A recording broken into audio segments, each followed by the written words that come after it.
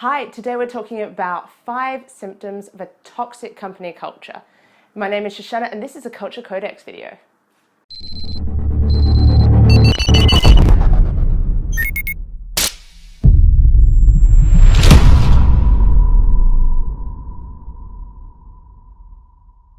So we're talking about 5 of the biggest issues across the UK in workspaces. I'm sure that if you've worked in a number of places, you will have come across these issues in the workplace.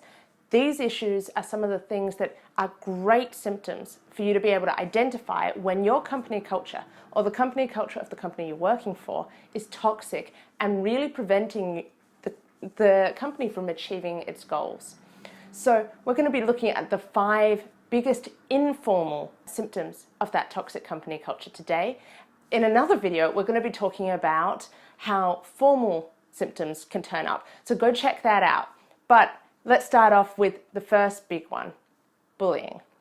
Bullying is a huge issue in the workplace in the UK.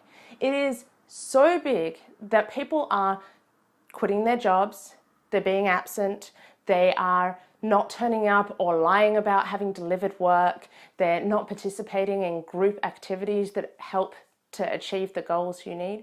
In 2007 alone, it cost the UK economy £13.75 billion. That's not a small amount, guys. And that means that it's affecting so many businesses and so many employees that it is no wonder that some of the best projects aren't getting off the ground. We don't want that for you guys. So if you've got bullying as a commonplace, or in fact, if it's done to prop up in your company culture, you know that there is something that you need to address. So don't stand for bullying. Make sure you're addressing that and having a good look at your company culture across the board if you're encountering bullying. Okay, so the second one is when you're in a meeting and someone is staring at their phone, or they're not playing in group activities because they're too busy checking Facebook. This is one of the biggest issues. By having employees or teammates that are distracted, you can't take yourself from here to there. One of the stats I heard the other day was that it takes you 23 minutes to recover from a distraction, whether that's a phone call or a notification. It takes you 23 minutes to refocus. And that's a huge amount out of the workday. So if you're spending your day, or you're noticing that colleagues are spending part of their day being distracted by phones, notifications, it's a huge issue. Unless you are the social media manager, it really shouldn't be something in the workplace. So once again, if it's propping up, check it, make sure you're looking at company culture. It also means that morale is really low. And we're going to talk about morale in a second, but it means that there's not that engagement with the activities. Okay, so morale. If morale and bad attitudes are coming in, you know there is a huge issue. Because people come to work and they sign on with your company because they believe in the vision that you are selling them. They want to create a world where there are more trees planted, there is more educational services provided to a particular crowd, X is invented, this sort of technology comes to the forefront of an industry. All those things, they're signing on because they believe in your mission.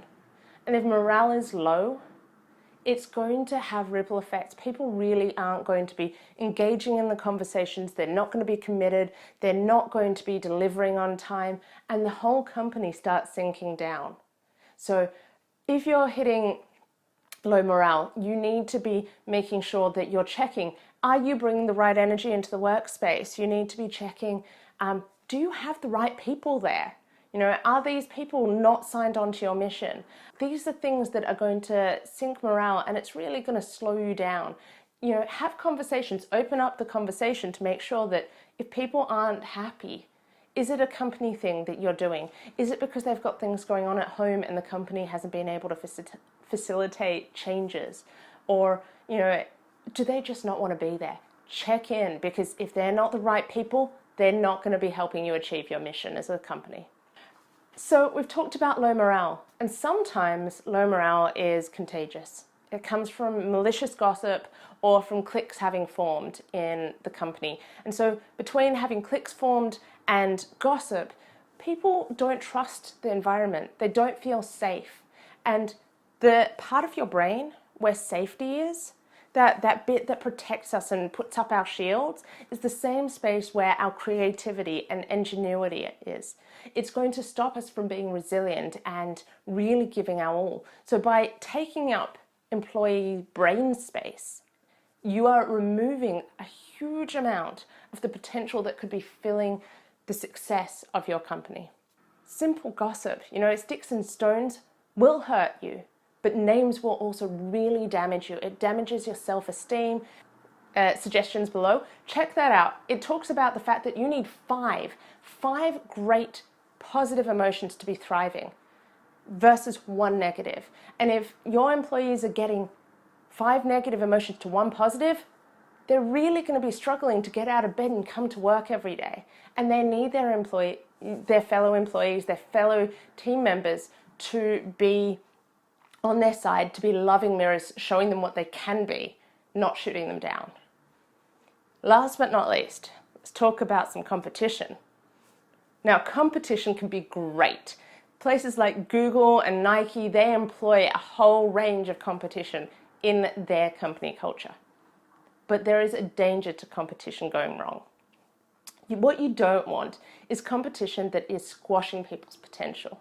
1 or 2 guys really dominating and really putting people down in how they're participating in it.